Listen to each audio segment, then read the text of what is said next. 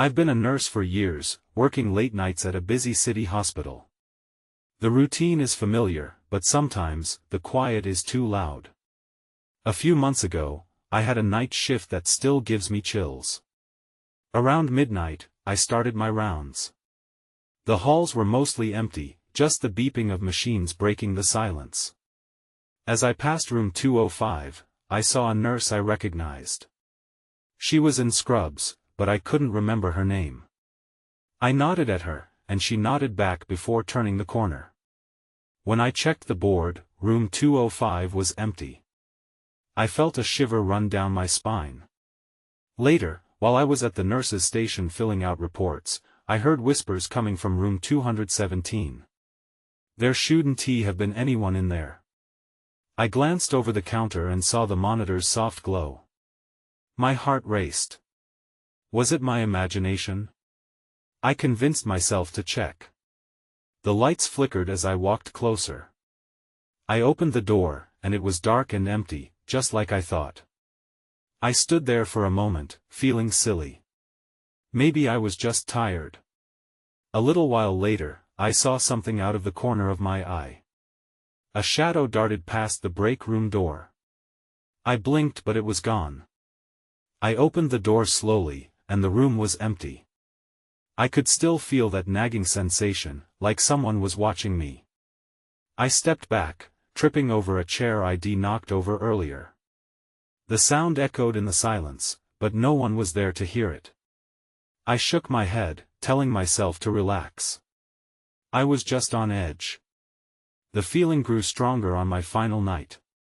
As I walked past room 220, I noticed a figure inside. It was a man in a hospital gown, staring directly at me. His face was pale, almost translucent, and he didn't move. I froze in fear, feeling like my heart might stop. Slowly, I opened the door. When I stepped inside, the room was empty. Cold air rushed past me, making me shiver. I turned around and bumped into the chair I had knocked over in the break room. Suddenly, the whispers started again. They were louder this time, bouncing off the walls. I tried to figure out where they were coming from. Just as I planned to call for help, a voice whispered my name, soft and familiar but echoing like it was far away. I felt something brush past my arm, ice cold. I turned to see a nurse's face, but it was someone I didn't recognize. That was it. I didn't stay any longer. I rushed out, my heart pounding. Something was definitely off. There was an uneasy feeling in the air, like something shouldn't be there. I remembered stories about patients who had vanished years ago. Was I losing it, or was something truly wrong with that night? I still think about those encounters. They haunt me for unsettling moments I can't explain. The following week at the hospital, I tried to push those memories aside. I focused on my duties, determined to shake off the lingering unease. But no matter how hard I tried, my thoughts drifted back to that night. The whispers, the ghostly figure, they haunted my mind during quiet moments. One evening, I found myself at the nurse's station, sorting through charts. As I flipped through the pages, I noticed something peculiar. One of the charts belonged to a patient from room 217, but the date was several months prior. The patient had been discharged, the notes stated. I frowned, flipping back to the previous entries. The record was thorough, detailing the patient's stay.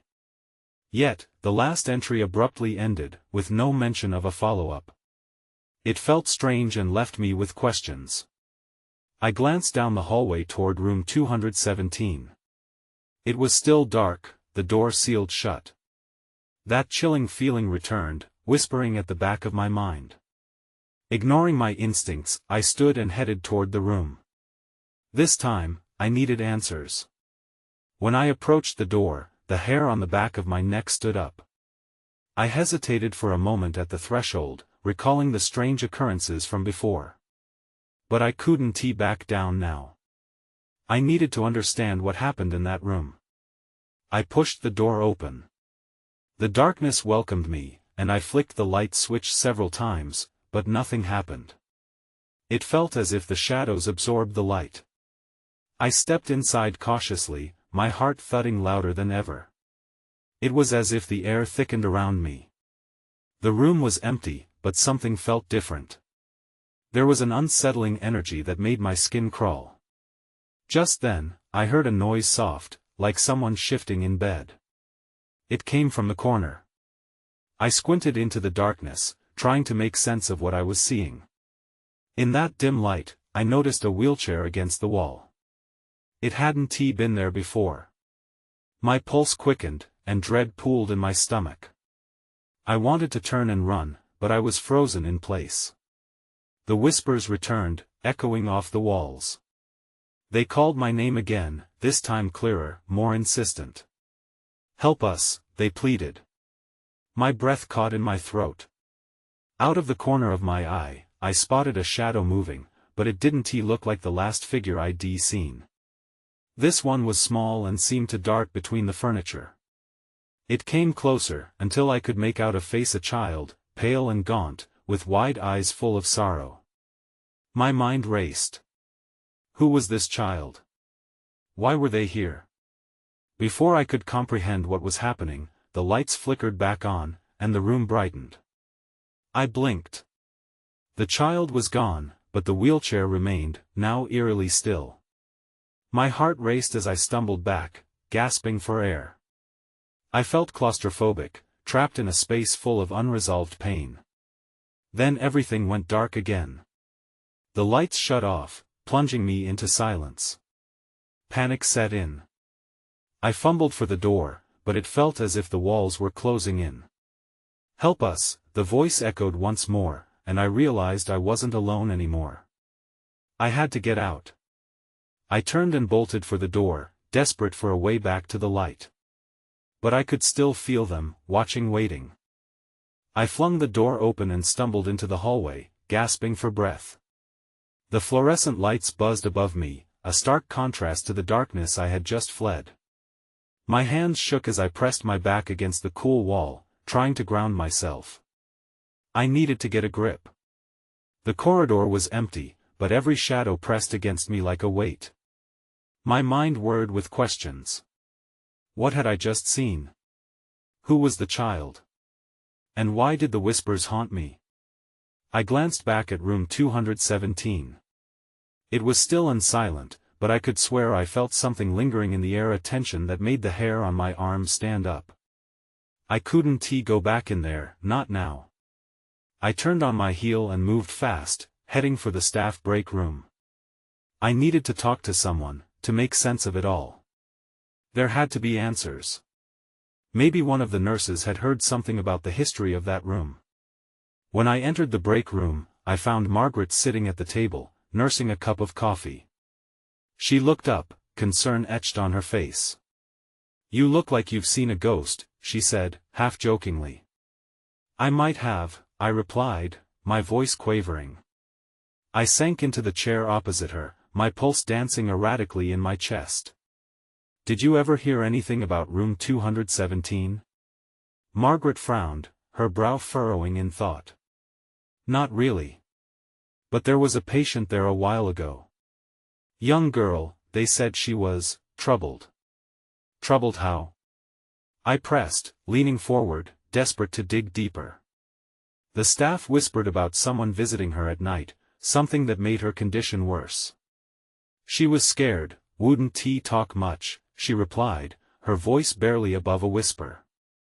"I think she eventually discharged herself." "What happened to her?" I asked. The air felt heavy, thick with uncertainty. "I don't know. It was all very hush-hush after that. You know how things get around here. Rumors started flying." She shrugged. "Some say she still wanders the halls." Chills skated down my spine. I didn't need to hear that. "Wanders how?" "Some patients claim to see her. And others hear noises at night. Whispering." She looked at me, her eyes narrowing, recognizing the fear in mine. "You know how hospitals can be. People's minds play tricks. But, She trailed off, looking uneasy. I heard whispers, I admitted, my throat tightening. Then, for a moment, the break room felt cold, like a draft slicing through. Margaret shivered. I glanced at her and noticed her gaze drifting to the corner of the room. "What is it?" I asked, following her stare. And that S when I saw it. A small figure, not unlike the child I had seen before, standing at the entrance of the break room. It was gone in an instant, like a flicker of a candle. But the slam of the door echoed in my ears. I shot up from my seat. "I need to go back to 217. "You can't," Margaret urged, panic rising in her tone. "You don't know what's in there." But I was already moving, driven by a force I couldn't name. I had to return. I had to confront what was hidden. As I made my way down the hallway, the whispers crescendoed. "Help us." It was no longer a plea but a command, echoing in my head, pulling me forward. When I reached room 217, I paused at the door, my hand trembling as I reached for the handle. Whatever was inside was waiting for me. I took a deep breath. It was now or never. I twisted the handle and pushed the door open. It creaked on its hinges, revealing the dim, sterile space within. The curtains billowed slightly, moving as if disturbed by a breeze, but the windows were tightly shut. I stepped inside, the air dense and heavy, almost unbreathable. The whispers intensified, wrapping around me like a sinister cocoon. "Help us," they urged again, more insistent this time. I could almost feel a presence in the room, an unseen force tugging at my mind, trying to pull me deeper into the shadows. "Who are you?" I called out, my voice trembling. My heart raced as I scanned the room. The bed was made, linens crisp and immaculate, but the atmosphere screamed of neglect and despair. That S when I noticed it, a small, worn-out stuffed bear lying on the floor beside the bed. Its button eyes seemed to glimmer in the faint light, as if pleading for attention. I picked it up, brushing off the dust. My fingers tingled upon contact. For a brief moment, I felt a profound sadness wash over me. "What happened to you?" I whispered, holding the bear close. I didn't expect an answer, but the whispers swelled around me again, now carrying a hint of urgency. I took a cautious step further inside, my instinct screaming at me to leave. A feeling of eyes upon me made my skin prickle. I felt a compulsion to open the closet in the far corner. I walked over, my breath shallow, as I gripped the handle. Just as I pulled it open, a chilling laugh echoed in response. The sound scraped at my nerves, raw and unsettling. I froze. The closet was empty save for a few hangers swaying gently as if someone had just left. "Get out!" a voice breathed behind me, distinctly childlike but heavy with sorrow. My heart dropped. I whipped around and met a pair of spectral eyes, wide and pleading. The little girl stood there, translucent and flickering. Her hair was tangled, and she wore a hospital gown stained with faint splotches that looked like blood. "Please," she said, her voice barely more than a whisper. "You have to help us." "What do you need? How can I help you?" I stammered, my breath catching in my throat. "Down," she said, pointing toward the floor. "What?" I asked, confused. "Down," she insisted, her voice growing stronger, now echoing with the other whispers. Suddenly, the lights flickered, and the room felt darker, heavy with something I couldn't comprehend. I was freezing, and the shadows seemed to crawl closer, reaching out like fingers. "Get out!"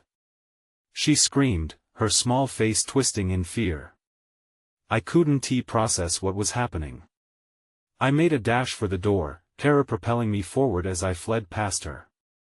The whispers turned to wails, drowning out my thoughts. I stumbled back into the hallway, gasping for air, the reality of what I'd just witnessed crashing over me like a tidal wave. I didn't even stop to consider turning back. The urgency to escape pulsed through me. Panic bubbled up, but I needed answers.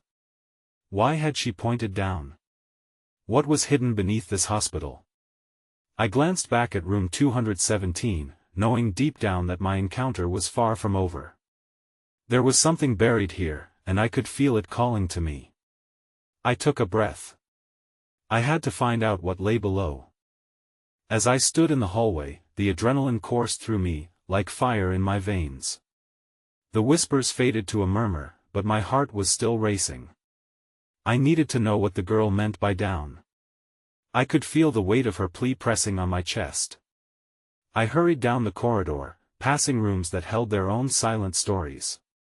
Each door felt like a grave, guarding secrets I wasn't sure I wanted to unearth. But I couldn't shake the little girl's eyes, staring at me, pleading for help. At the end of the hall, I found a staircase that spiraled down into darkness. The metal steps were cold under my feet, and every creak echoed my growing anxiety. I hesitated, the weight of the air pushing down on me.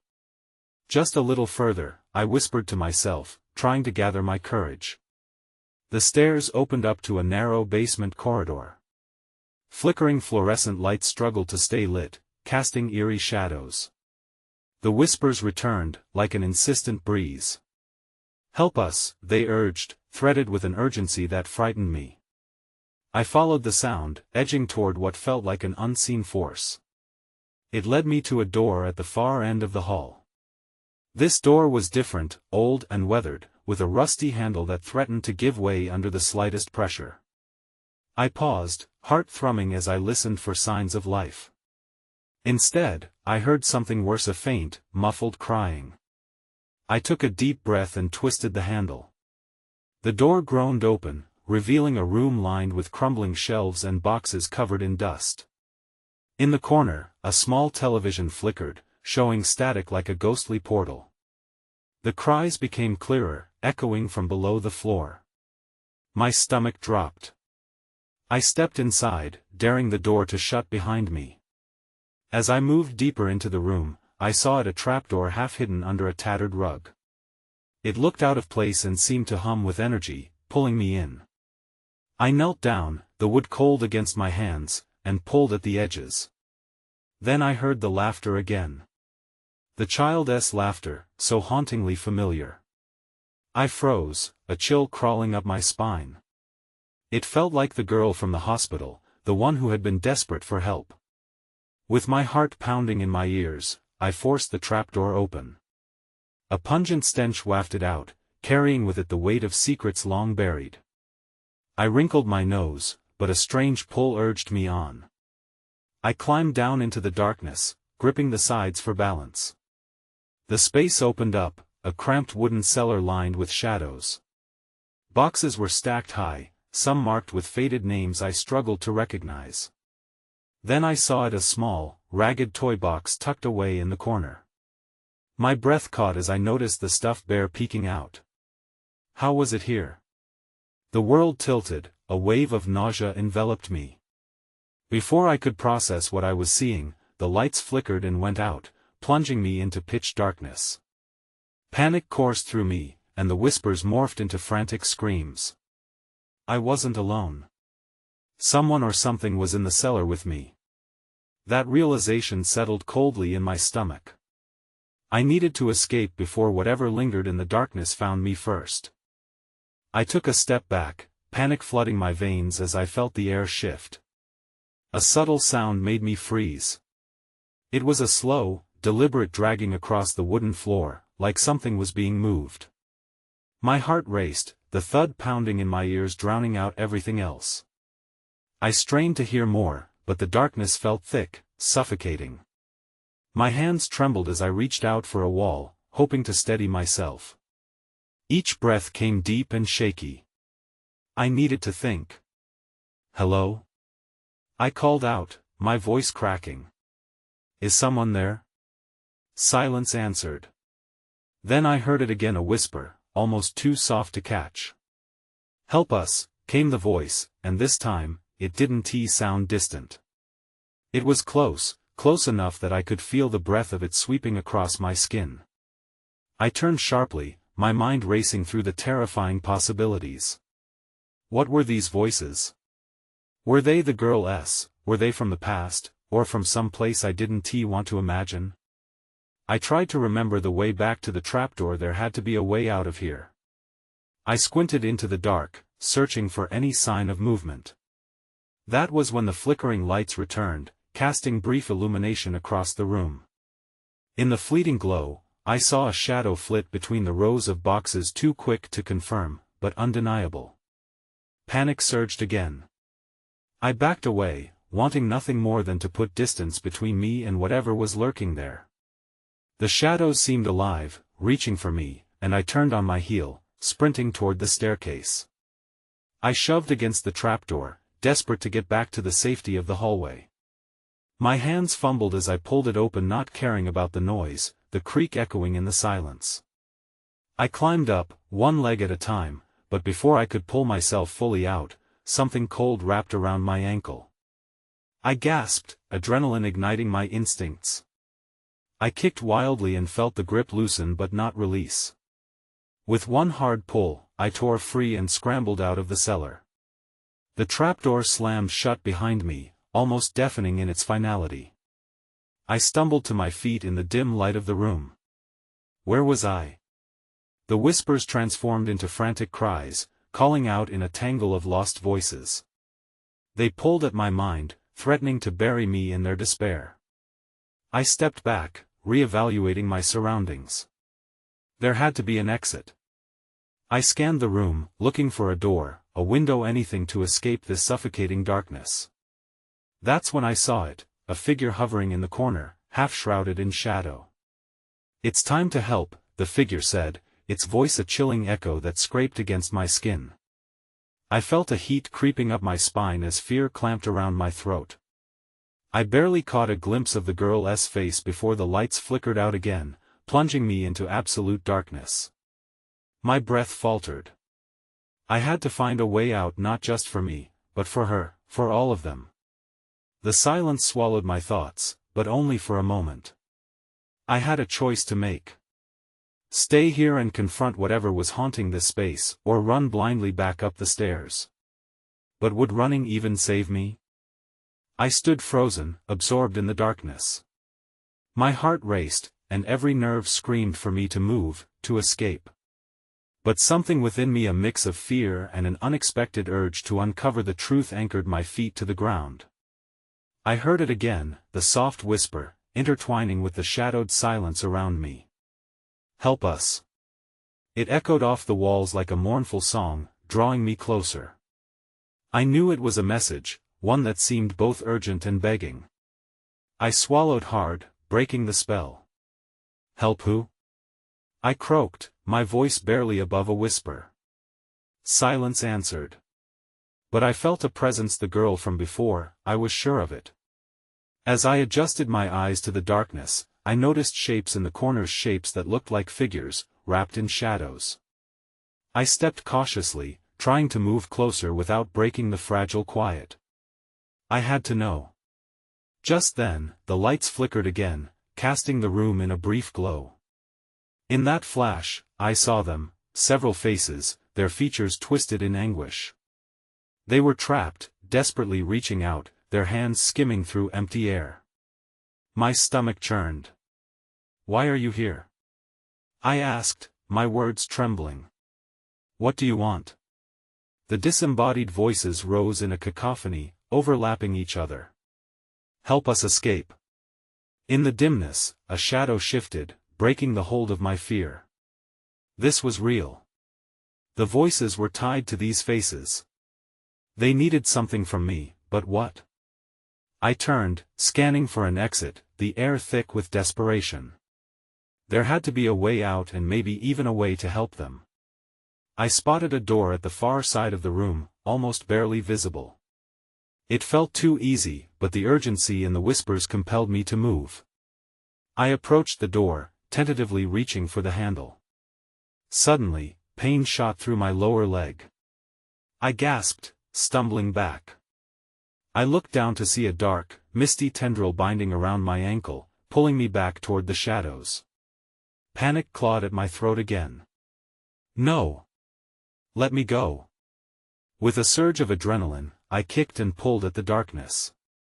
My foot slipped free. I pressed my back against the door, panting, my heart racing even faster. The indistinct figures swayed, their whispers growing louder, their demands more frantic. "You must help us. We are lost." I took a shaky breath and forced myself to focus. I needed to think. There had to be something I could do. Then I remembered the journal on the table in the other room. I had taken it when I came in, intending to read it later. It had been filled with stories of people lost in this very place. That journal might hold something important, a clue, a way to understand what happened to them. I glanced back at the door, then sprinted toward the stairs. The specter's cries rang in my ears, echoing, urging me to stop. I threw myself through the doorway, nearly tumbling as I raced up the steps. I couldn't ignore them, but I couldn't stay there either. My heart pounded with a strange mix of dread and determination. Once upstairs, I clenched the journal tightly, my only source of hope against the unknown. But as I flipped open the cover, I felt the temperature drop. A chill ran through me, and I looked up. The shadows from the cellar were creeping through the open door, spilling into the hallway. Someone or something was following me. I could feel the cold seeping into my bones as I stood there, frozen in place. I gripped the journal like a lifeline, my knuckles whitening. The shadows twisted and crawled across the floor, a dark tide eager to drag me back into the depths of despair. I needed more time to piece together what was happening and to understand the journal's secrets. My breath quickened as I took a step back from the approaching darkness. "Stop!" I shouted, my voice echoing down the hallway. The shadows paused, solidifying for a heartbeat, as if considering my command. I used that moment to turn my attention to the journal. The pages felt warm against my fingers, a stark contrast to the chilling air around me. I flipped through it, desperate for anything useful. Fragments of stories leapt out, people who had wandered here before, lost souls who shared my fate. Each tale tugged at me, not just words, but cries for help. "No," I whispered, "there has to be a way out." Then, something caught my eye. A passage, half hidden amid the chaos of scribbled notes and faded ink, read like a riddle: "To free the lost, you must find their voice and give strength to the silence." I felt a chill run down my spine. What did that even mean? Suddenly, a sharp sound sliced through the warmth of my thoughts. It was a thud, then another, heavy footsteps coming up the stairs from the cellar. I turned, my heart racing furiously. The door at the bottom of the staircase stood ajar, swinging slightly with an eerie creak. "Who's there?" I called, my voice wavering. My mind raced. Could it be the girl from the shadows, trying to get through? Or worse, was it something that meant to keep me waiting? The footsteps grew louder, echoing my anxiety. I backed away slowly, ready to bolt down the hallway if necessary. Then I noticed something in the corner of my eye, movement at the edge of the shadows. A figure stepped forward, almost hesitantly. It was the girl. "Help me," she said, her voice a broken whisper that sent shivers down my spine. There was urgency in her tone now, a desperation I hadn't heard before. "They want to let me go." "What do you mean?" I leaned closer, trying to hear over the chaos of my surroundings. "Who want to let you go?" Her eyes widened. "The darkness. You have to listen. You have the journal. Use it. Wait. What do you want me to do?" Her presence was both comforting and unsettling. I felt drawn to her, yet the shadows closed in tighter, blinking together in anticipation of my next move. I think there's a way," she murmured, glancing nervously back toward the stairs. "You must say their names. Remember them. It will weaken the shadows." My heart raced. I had no idea if I could do that, but I had to try. "Who are you? What's your name?" I urged, ready to risk everything. "I'm Clara," she said urgently, "and there are others. Don't let them. Before she could finish, shadows surged forward, swallowing her glow. The last thing I saw was her terrified face melting back into the dark. Panic clawed at my throat again, but I could hear the whispering crescendo rise around me. They're coming. You must act. Time was running out. I squeezed the journal tightly against my chest and took a deep breath. I had to remember. I had to speak their names before it was too late. I stood there, heart racing, staring into the pitch-black darkness where Clara had just been. I felt completely lost. The journal weighed heavy in my hands, but it didn't reveal any immediate answers. I flipped through its pages again, desperately looking for those names, anything that might pull Clara and the others back from the shadows. The air grew thick around me, and a low growl reverberated from the stairwell. I froze, and instinctively took a step back. The shadows seemed to writhe at the corners of my vision, their whispers turning into a low drone, hungry and chaotic. I had to focus. Clara! I shouted into the darkness. Clara! I remember you. The words felt feeble, they barely broke the tension in the air. Panic surged through me. What if it wasn't enough? What if I forgot the others? I combed through the pages, heart racing, hoping to find a clue. There was a sketch of a girl beside a couple of names, written in hasty script. Riley, it read. I didn't recognize the name, but something in me stirred. Riley. I called, my voice trembling. Can you hear me? The shadows shifted, pulsing eagerly, but nothing happened. I tried again, pushing past my mounting dread. They won't let you go. Riley. I'm trying to help. A sudden silence enveloped me, and the whispers faded. For a moment, I thought I might have reached her. But then the darkness thickened, and something cold brushed against my neck. I gasped, pulling away. I was being watched. Then, just when I thought I couldn't bear it any longer, a faint light flickered in the distance, illuminating a figure. As it stepped closer, I recognized him as another soul trapped in the shadows, a man in tattered clothing, his eyes wild with fear. Please! He rasped, stopping short of the light. You must help us. They feed on despair. Don't let them take you, too. What's your name? I demanded, feeling a glimmer of hope. I'll say it. It might help. Joseph. He shouted, his voice trembling. Remember me. You have to call for me. The shadows around him flickered, their grip loosening as I stepped forward. Joseph. I cried, feeling the power of those words spill from my lips, breaking through the darkness. The air tingled, and for a heartbeat, I thought I saw Clara's image among the shadows, reaching out. Then, without warning, the darkness lashed out. A wave of cold energy surged toward me, pushing Joseph back into the abyss. I staggered, desperation clawing at me. No! Come back! I screamed, but it was too late. He was gone. More footsteps echoed from the staircase, this time heavy and deliberate. I turned, dread pooling in my stomach. Another presence was approaching. I could hear more than see it, the echo of chains dragging across the floor. Stay away! I shouted, gripping the journal tight. Its weight offered some reassurance, a reminder of my purpose.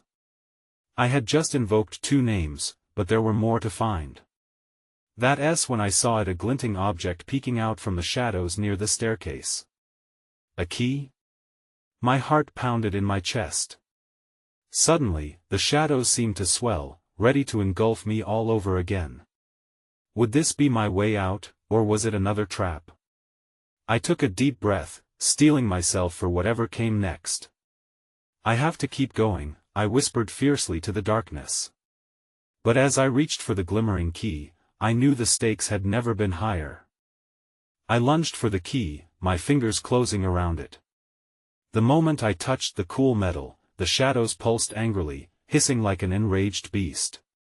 I gripped the key tightly, and a strange exhilaration flooded through me. This key felt significant, more than just a means to escape.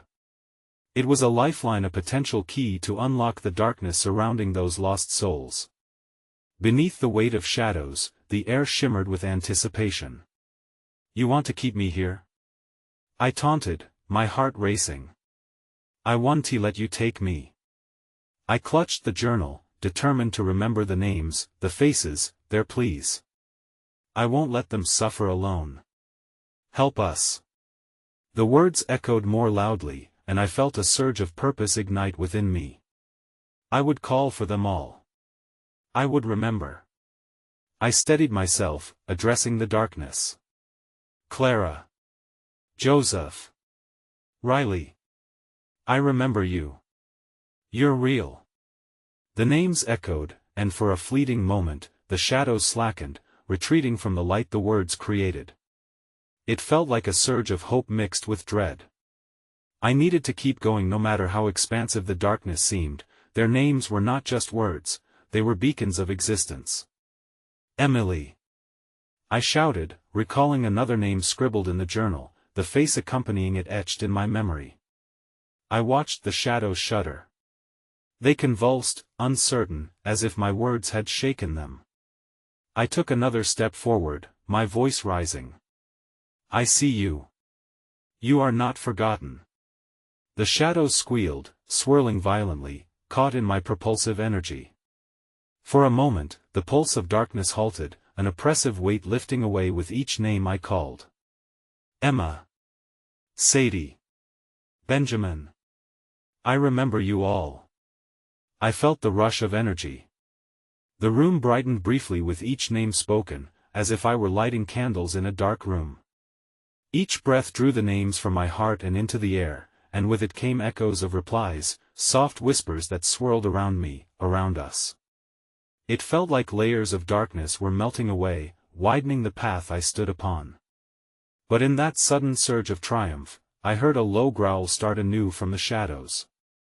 I felt it before I saw it, a looming figure, bigger than before, its features obscured but for its piercing eyes, filled with malice. This was not just a figment of my imagination, it was the manifestation of despair, an entity that thrived on fear and sorrow. "Foolish girl," it hissed, its voice like gravel. "You think you can save them?" A chilling laugh rumbled from deep within its chest, and I felt the heat of fear wash back over me like a wave. "Your voices aren't strong enough," it roared, lunging forward. "There's no escape." "No!" I screamed, feeling the panic rise, but the words from my heart continued to spill out. "You're wrong. I will not let you win. Clara, Joseph, Emily." I called louder, my fear morphing into force. The air cracked like thunder, and the figure recoiled, retreating into the dark. As it stumbled back, the shadows twisted and churned, cloaked in confusion. "Now!" I thought, adrenaline coursing through me, drawing my gaze back to the key in my hand. I rushed toward the door at the end of the hallway, determined to find the way out for all of us. The echoes of their names became a chorus in my ears, and with each step, I felt a second wind driving me forward. I reached the door, the key pressing against my palm like an anchor. As I inserted it into the lock, I hastily turned it, the latch giving way with a creak that was almost deafening amidst the whispers. The shadows writhed, trying to reclaim their domain. "Together!" I shouted, channeling all the souls I had called upon. "You are not forgotten. You have strength." With a loud clank, the door swung open, light spilling out like a flood. The shadows thrashed in fury, shrieking, howling as if in pain. I stepped into the brightness, feeling warmth wash over me. It was a sanctuary after the consuming chill. And then, just as quickly as it began, the darkness dissolved into silence. I blinked, finding myself back in the hospital hallway, the sterile lights shining down warmer than before. I stood panting, the journal clutched tightly at my chest. The weight of their presence lingered around me, but I felt a shift, freedom for Clara, Joseph, Riley, and all the others. But as I stood there, my heart still racing, a flicker of doubt crossed my mind. Had I truly saved them, or had I merely given them a reprieve? The whispers seemed to fade, but their memory rattled through me like a lasting echo. I turned and glanced down the hallway toward room 217. The door remained innocuously sealed, a guardian of stories never fully told. Whatever had lingered there was still encapsulated in time. Could it return? I took a deep breath, letting uncertainty meld with resolution. I wouldn't forget them. I moved away from the door, knowing I would never feel the same about that place again. As I walked toward the break room, I couldn't shake the feeling that I had only scratched the surface of the mysteries hidden within the hospital's walls. And perhaps, someday, I would return if only to listen again to the soft whispers of the lost.